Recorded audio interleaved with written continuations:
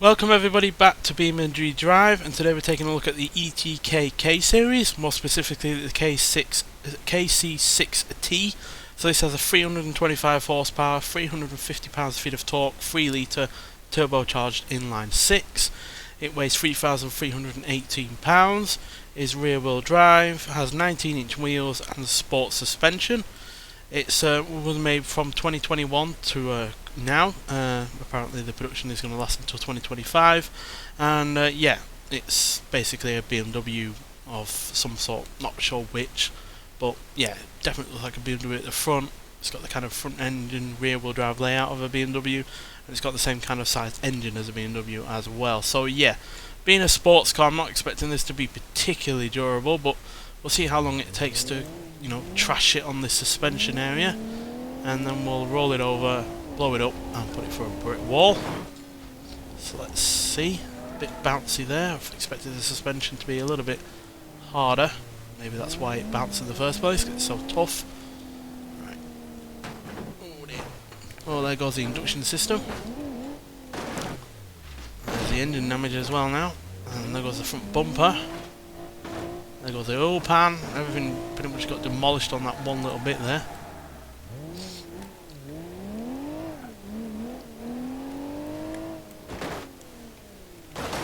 Oh dear. Oh. I think we bent a wheel. Oh, and then we rolled over quite a fair bit as well. Turn the engine off so we don't damage it anymore. Yeah, one of the wheels is... I think both of the wheels, in fact, are slightly on the bent side. Yeah, that left one especially is pretty broken. So the wheels aren't the strong point of this car by the look of things. Yeah, I'm turning right and they're not really moving to the right at all. Let's turn left then instead. Nope. I think the traction control's giving us issues, so we'll turn that off. Ah, one of the wheels at the back is bent as well. That is not helping us in terms of direction. I don't think we're going to be able to go anywhere really anymore.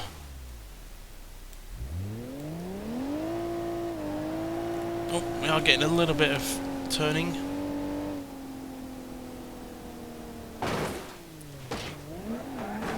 Oh. Yeah, those wheels are knackered. Oh, ow. Come on, move it. Ow. There goes the exhaust.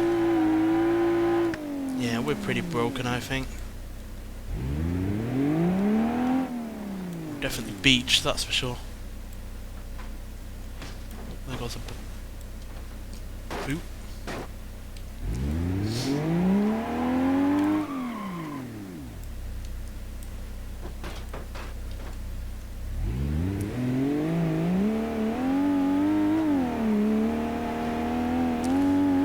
Steering, who needs it? Yeah, we're not going to be able to really get anywhere. So yeah, wheel failure there is the main problem there, and particularly the steering wheels at the front. So yeah, that is a bit of a shame. Right, let's get over to the ramp and roll it over. See how well it deals there. I'm not expecting it to last, to be honest, because obviously the wheels just on the suspension area there prove to be quite weak. Wheels can be bent and broken off completely on this rollover ramp. We've seen it before with other vehicles, so I fear that this is going to be the same. The rest of the car might well hold up nicely. It's just whether or not those wheels can hold on for long enough.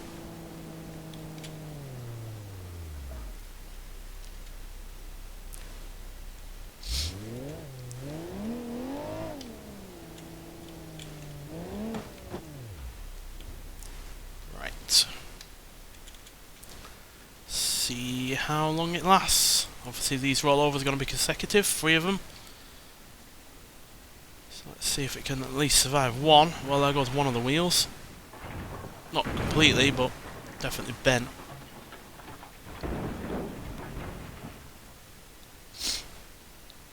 I do still have a cold, by the way. I think it might well have been Omicron, but it's not as bad as it used to be, but still got the snuffles, so I do apologise.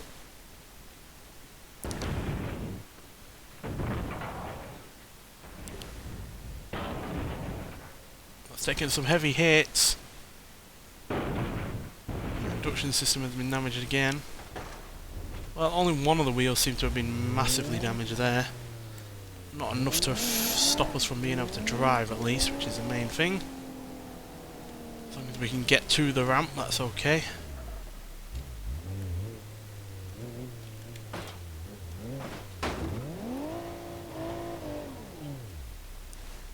Low ground clearance not helping getting up, but we got there eventually.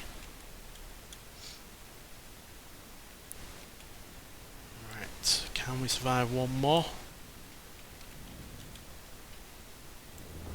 Oh, there goes that other wheel. The rest of the car has held up fine. Bodywork, roof and all that lot, but it's those wheels that are the weak point again. Didn't roll over as much that time round, which is kind of a godsend considering.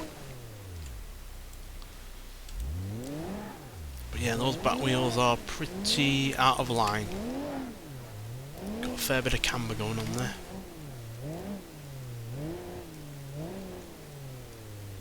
Making it a little bit difficult to drive. Oh dear. Let's just squish it back on. There we go. Right, can it survive this one more go?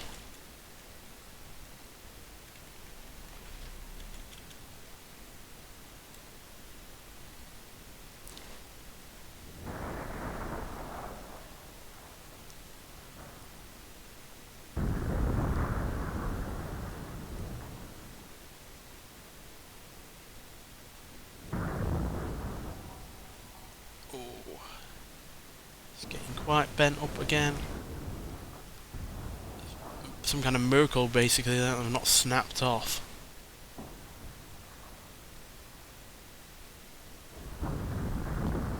Although one of the front wheels is not holding on by the looks of it.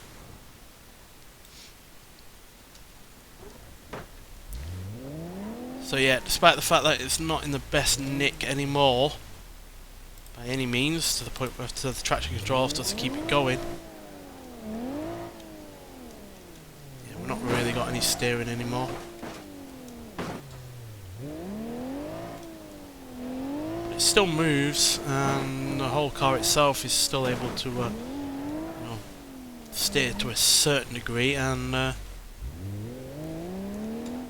yeah, the roof hasn't caved in. You'd be perfectly safe in this. So yeah, I'm going to give that a pass. It's a tentative one because obviously it's taken a hell of a lot of damage to those wheels, and it's not the greatest driving not got the greatest driving anymore, but still, it's survived enough, I think, there. So yeah. By the way, it wasn't a pass for the suspension area purely because of how quickly the wheels gave up. Right, will it survive explosions?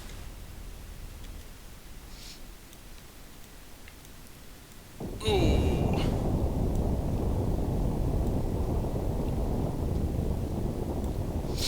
The radiator is definitely leaking.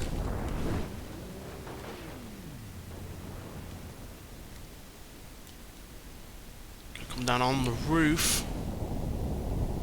which has survived by the looks of it.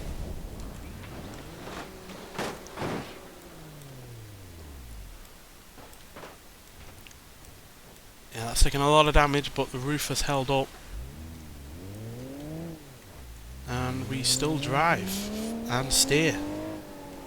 So that is a pass. Doesn't look in good nick, no doubt about that, but it still drives. The chassis is twisted, and yeah, we've lost several other parts, but yeah, that still drives, so I'm happy to give that a pass. That is 2 out of 3 so far. So let's see if we can make it 3 out of 4 with the cinder block wall.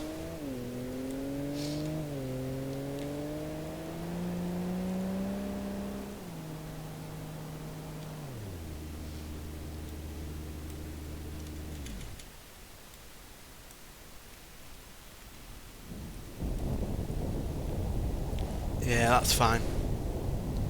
No issues there. Like most cars, to be fair, that have been on this series, so yeah, that's a pass. Right, let's get over to the crash hall and see how this deals with 30, 40 and 60 mile an hour small overlap crashes. Right, so here we are at the crash hall. So this being quite a modern car, I'm expecting it to fly by the 30 and 40 mile an hour crashes, but whether or not it can survive the 60 well, is a whole different matter, because yeah, plenty of cars haven't. Even some reasonably modern cars haven't. So yeah, it'd be pretty good if this could, but yeah, like I said, it's going to do perfectly fine at the 30 and 40 mile an hour impacts because of how modern it is, and it's got quite a lengthy bonnet on the go. Yep, that's fine. So no real deformation to the passenger cell there at all. Car's obviously taking damage, but that's to be expected, but you know, it still drives, which is something, I guess. So yeah, but yeah, definitely taking a fair bit of damage there. But luckily it's contained to the front and not the rest of the car. Right, let's see what happens at 40.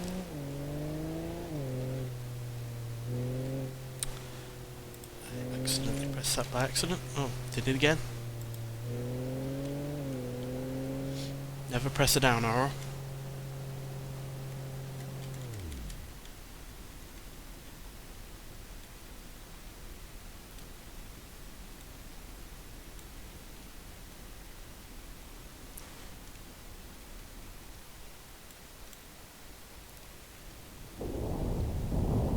A bit of flex there to the roof, but it's not, you know, crushed in or gone upwards or anything like that. We have lost a front wheel, which we didn't last time. But yeah, still, the car has survived that fine. No real deformation at all on the interior. Again, it's been mostly contained to the front. But like I said, there was some roof flexing going on there. Whether or not that's going to happen at 60 mile an hour, we'll have to see. But yeah, the rest of the car, yeah, outside of the front, obviously has done really rather well. Right, let's ramp it up to 60.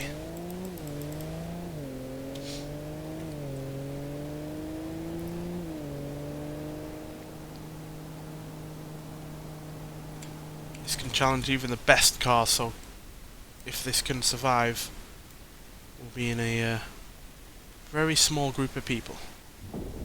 No, it's not. Oh dear. Well, it's done better than a lot of cars, I'll give it that. But that roof has gone way up. The steering wheel has moved forwards and to the right, meaning you would probably miss the airbag.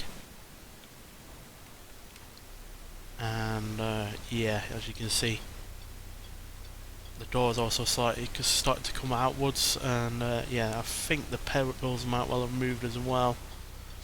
Yeah, the whole dash has come forwards towards you, but the wheel has not stayed in a perfect straight position. If it stayed to that degree of you know, distance between the driver and the wheel, but stayed straight, then I'd give it a pass. But it just hasn't, and yeah, any movement of the steering wheel that's out of the path of the driver that is moving forward as the car slows down is always going to be a fail, to be honest. So yeah, bit of a shame there, but yeah, it's not the worst 60 mile an hour impact we've seen on these reviews, but it's hardly the best either. So yeah, that is unfortunately a fail, but still 2 out of 3 is not bad. So yeah, let's get to the highway and see how this does with 60 mile an hour head-on impacts with 2 other cars that are of similar weight and size, and then 1 vehicle that really isn't. Right, so here we are at the highway, so we're going to be going up against a sporty red V6 powered car. But it is only the Garand. Does weigh about 70 pounds less than us though, but it is obviously substantially older. So yeah, whether or not we're going to survive this, I don't know. But obviously we do have weight on our side, we do have the fact we're more modern on our side. But then again, this has more components up front. It's front wheel drive.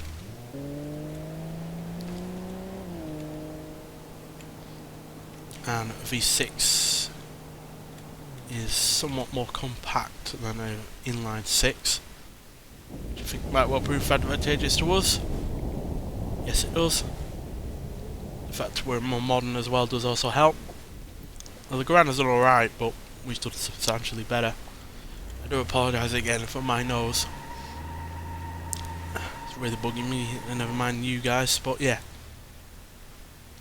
Yeah, well, the Garand's done alright, but yeah, we've definitely done better. More modern engineering there, come out on top. Right, let's go for something a little bit heavier, since we just went with something a little bit lighter. Preferably something more modern.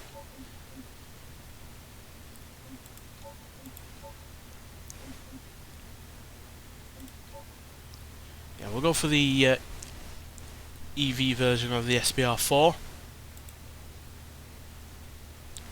It's a couple £100 heavier than we are. It's also as modern as we are, so let's see what happens. Obviously this SBR4 has nothing up front, whereas we have an engine, which might well help.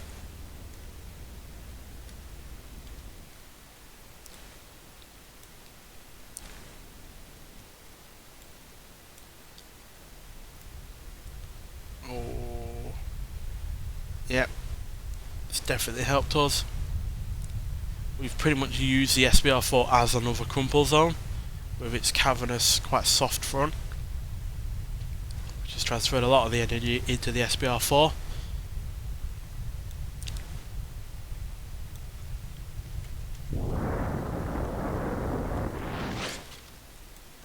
I mean, the SBR4 has done alright, but yeah, we've definitely done better.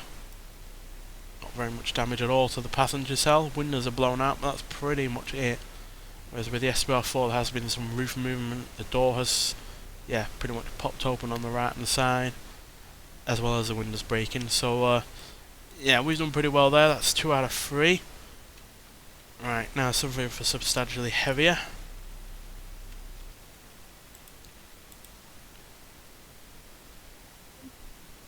What to go for? Something modern perhaps? That's heavier than we are, but also quite similar. It's only 3649, it's not exactly a massive leap in weight, is it? It's a real shame that we don't have a modern SUV on this game yet. I know we've only just recently gotten a modern muscle car, but I would like a modern SUV at some point, to be honest. Let's see what the muscle car gets up to in terms of weight. 4619, 4652. 4652 is about as much as it's gonna get.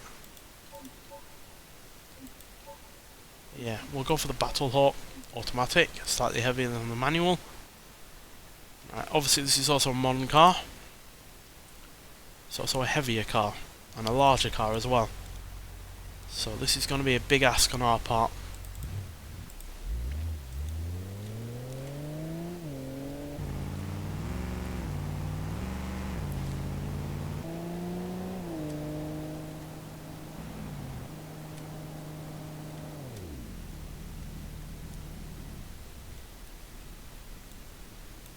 What's going to happen?